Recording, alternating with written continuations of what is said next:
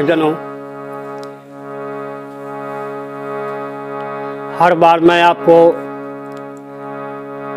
सतगुरु कबीर साहब का एक भजन सुनाता था। आज भी भजन की ही परंपरा है, लेकिन भजन के अलावा भी कुछ ऐसी बातें हैं जो हम लोगों को जानना जरूरी है। आज की चर्चा समसामयिक है और ऐसा करीब करीब हिंदुस्तान के अधिकांश घरों में देखने को मिलता है। कहीं बहू हावी रहती है तो कहीं सास हावी रहती है। जब सास हावी होती है तो बहू को नाको चना चबवा देती है। वैसे ही एक सास की कहानी आज मैं आपको सुनाऊंगा,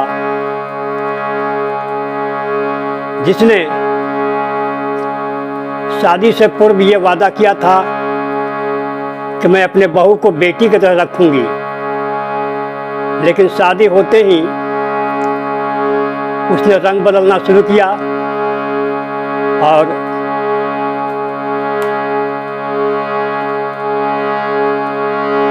धीरे धीरे उसने बहू का शोषण करना शुरू कर दिया। कौन है वो, क्या है, इसकी चर्चा मैं नहीं करूंगा,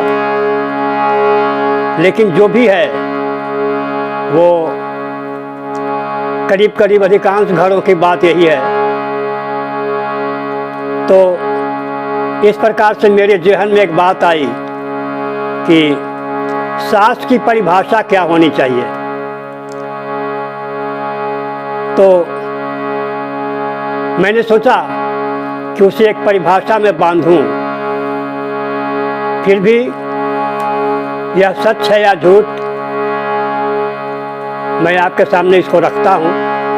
वो परिभाषा ये है कि जो बहू के सांस पर, शब्द पर ध्यान देंगे आप, बहू के सांस पर जो प्रतिबंध लगा दे, आधुनिक युग में उसको सास कहते हैं। कुछ ऐसी ही बात इस गीत में एक बहू ने बयान किया है, अर्थात बहू ने इंसाफ मांगा कि ऐसा क्यों।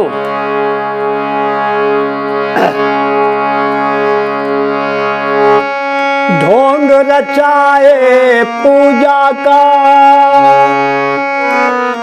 करे व्रत उपवास। ढोंग रचाए पूजा का,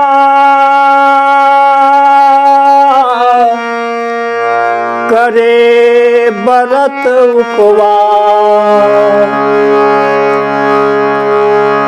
बहू के सांस पे रोक लगाए, वही कहावे सास। वही कहावे सास, किसी को कुछ न समझे। शासन करती आप सबको धमकी में रख के। तो बहू कहते क्या, अरे पहिले तू कहाला बेटी नियर रखबो दुरंग नीतिया। पहिले तू कहाला बेटी नियर रखबो दुरंग नीतिया। काहे कैला हे सासु जी दुरंग नीतिया। नीतिया। काहे कैला ये सासु जी दुरंग नीतिया। पहिले तो कहाला बात, पहिले तो कहाला बेटी नियत रखबो दुरंग नीतिया। काहे कैला हे सासु जी दुरंग नीतिया। काहे कैला हे सासु जी।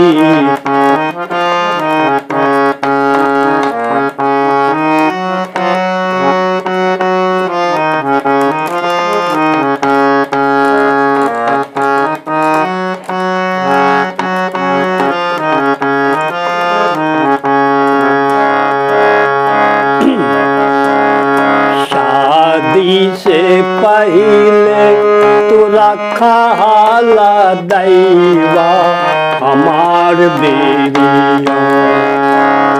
शादी से पहले तू रखा हाला दैवा हमार बेरिया।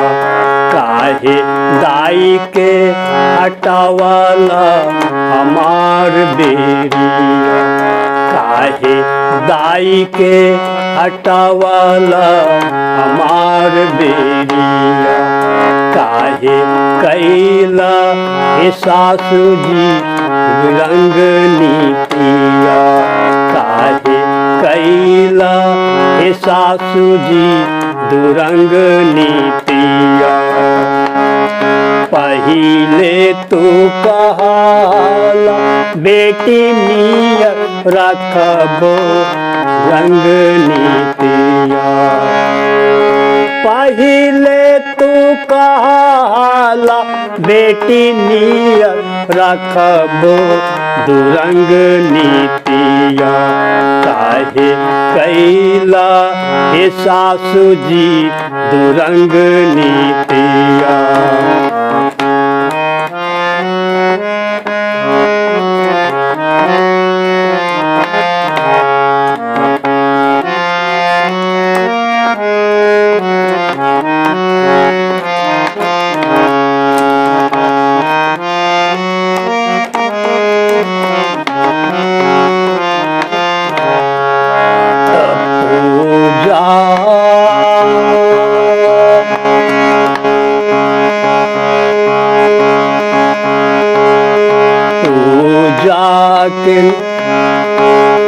पूजा के नाम पर तू ढोंग रचवाला हमार बेरिया। पूजा के नाम पर तू ढोंग रचवाला हमार बेरिया। काहे हमसे मिरवाला हमार बेरिया। काहे हमरा गिरवाला तोहार बेरिया। काहे हमरा गिरवाला हमार बेरिया।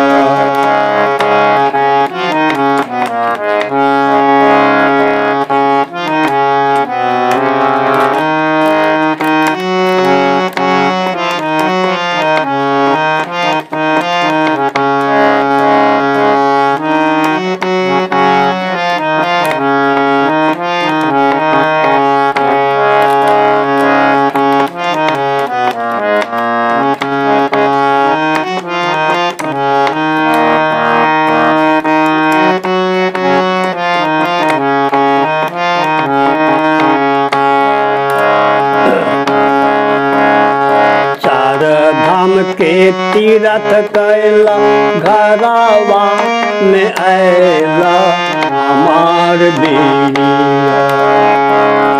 चार धाम के तीरथ करके घरवा जे ऐला हमार बेरिया। काहे टांग छीतरवाला हमार बेरिया। काहे टांग छीतरवला हमार बेरिया, काहे कैला ए सासु जी दुरंग नीतिया, काहे कैला ए सासु जी दुरंग नीतिया।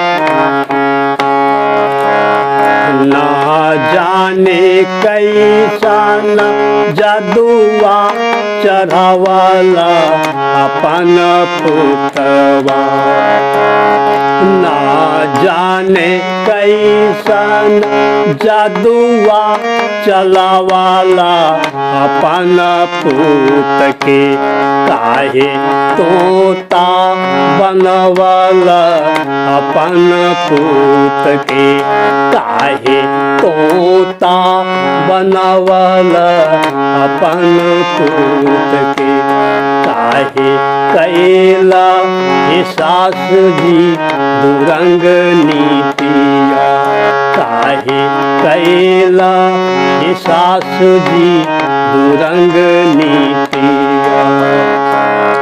पहिले तो कहाला बेटी नियत रखबो दुरंग नीतिया, काहे कैला ए सासु जी दुरंग नीतिया।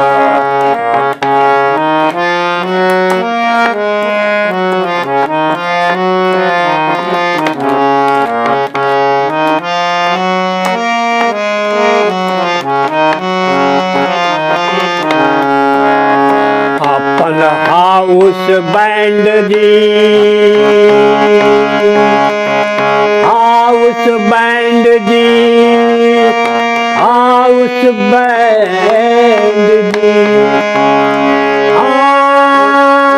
हाउस बैंड जी, अपन हाउस बैंड जी के तो अपन हाउस बैंड जी पर कराला तू शासन हमार बेरिया, अपन हाउस बैंड जी पर कराला तू शासन हमार बेरिया, काहे भीतरे सतावाला हमार बेरिया, काहे भीतरे सतावाला हमार बेरिया।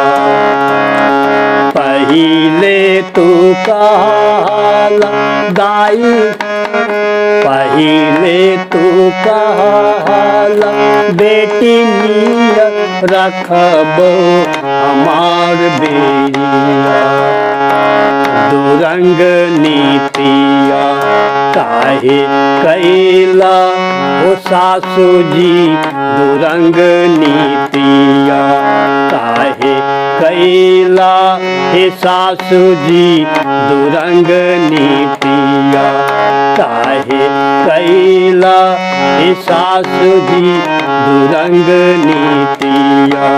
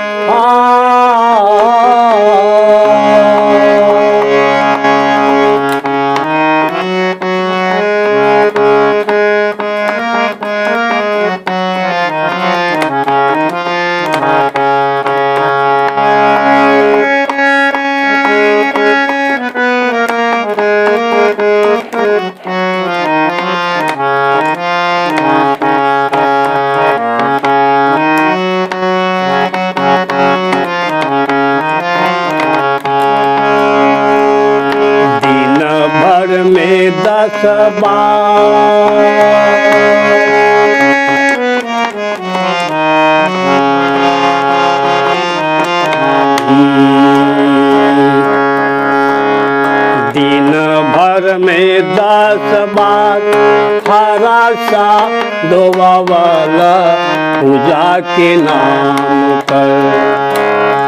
दिन भर में 10 बार हरा सा धोवावला पूजा के नाम पर। काहे ढोंग रचवाला पूजा के नाम पर। काहे ढोंग रचवाला पूजा के नाम पर। पहिले तू काला पहिले तो काला बेटी नियत रखबो हमार बेरिया।